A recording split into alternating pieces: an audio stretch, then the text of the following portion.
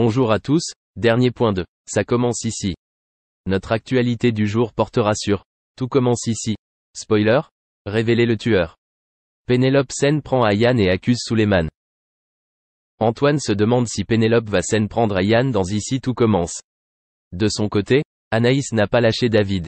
Pendant que Hortense et Joachim a trouvé des idées cadeaux pour Clotilde, jeudi 14 mars 2024 sur TF1.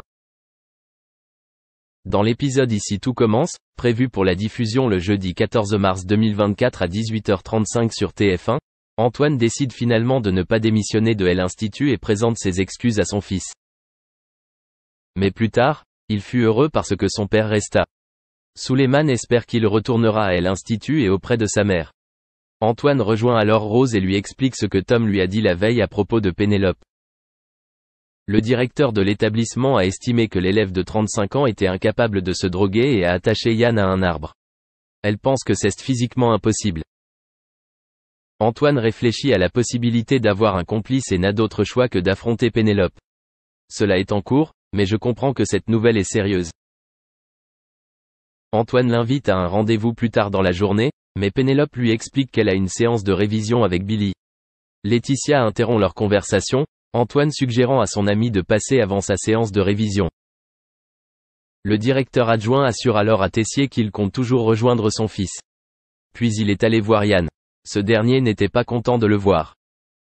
Antoine lui raconte l'agression et sa dispute avec Pénélope, mais le stagiaire a des souvenirs très vagues et se souvient seulement de l'avoir vu partir en voiture avec un homme dont il est inconnu.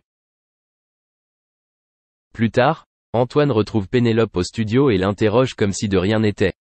Il a évoqué une dispute tard dans la soirée. Pénélope, Laurence Facelina, affirme être rentrée tôt. Son téléphone portable vibra et Antoine lut le message. Elle a rendez-vous à 18h dans un café. Le dernier élève rejoint Billy et reçoit un autre message dans lequel quelqu'un lui fait pression. Pénélope se rend au café retrouver Baptiste, son ancien amant. Mais Antoine a surpris sa copine en partant avec un autre homme. Antoine perd le contrôle et pense qu'elle est impliquée dans l'attaque de Yann. Il l'a accusée, elle et son ex, de l'avoir agressée. Pénélope est choquée et annonce que Baptiste est son ex-amant. Le ton monta et elle ne voulut plus le revoir. De son côté, Hortense et Joachim a trouvé des idées cadeaux uniques pour ses 2 années de relation avec Clotilde.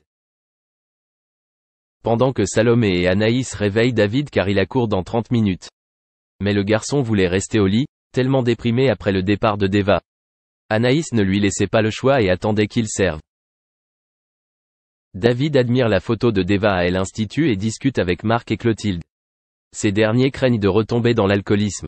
De son côté, Anaïs n'a pas lâché son ex-amant pour qu'il ne sombre pas.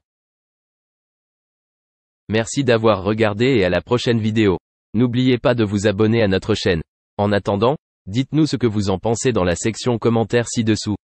Au revoir.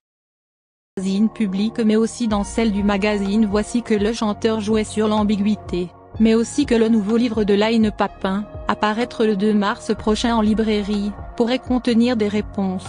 C'est dans les colonnes du magazine Closer que la nouvelle tombait. Marc Lavoine et Line Papin s'apprêtent à divorcer.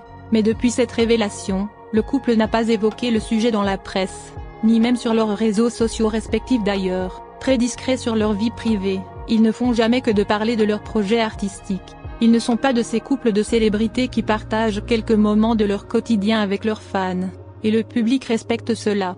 Néanmoins, depuis l'annonce de cette potentielle rupture, la donne a changé. On ne vous cache pas que tout le monde voudrait savoir où s'en tenir, puisque Marc Lavoine et Line Papin formaient un couple fantastique d'une part, et d'autre part, ils n'étaient mariés que depuis le 25 juillet 2020. Aussi, tout le monde s'attendait à ce qu'ils fondent une famille. Marc Lavoine n'évoque pas ce genre de sujet, mais les médias et ses fans savent qu'il a été marié à plusieurs reprises et qu'il est le père de 4 enfants, tandis que Line Papin n'a que 26 ans et pourrait avoir envie de fonder une famille. Or, le nouveau livre de la romancière aborde ce sujet. Si son livre est une fiction, il se pourrait qu'elle ait trouvé l'inspiration dans sa vie personnelle, d'autant que son personnage principal se prénomme Line. Dans les colonnes du magazine Paris Match, nos confrères du magazine Voici découvrent que Marc Lavoine use certains mots qui vont effleurer l'idée d'une séparation, d'autres d'une reconquête. Quand on commence à s'exprimer sur ces histoires, on ouvre une porte.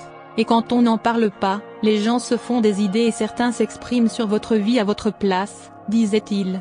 Il est clair qu'il refuse de mettre au clair la situation. Impossible alors de savoir si Marc Lavoine et Line Papin sont réellement séparés. Je suis assez interloqué que ça puisse susciter un intérêt. Moi, je suis d'abord un artiste et je veux parler de mon travail. J'ai écrit un texte avec Line sur mon album. C'est la chanson L'amour iceberg. C'est inspiré de l'une de ses poésies. Elle fait des recueils fantastiques, et j'ai la chance de pouvoir travailler avec une auteure comme elle. Le reste, ce qui se passe dans ma vie, est-ce que c'est vraiment intéressant, ajoutait-il.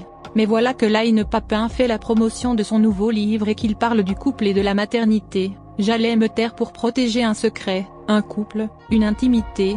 Sans doute était-ce là une raison respectable. J'allais ne pas écrire, car c'est une histoire privée. Privée de quoi? C'est une histoire si privée, qu'elle se prive de récits, de paroles.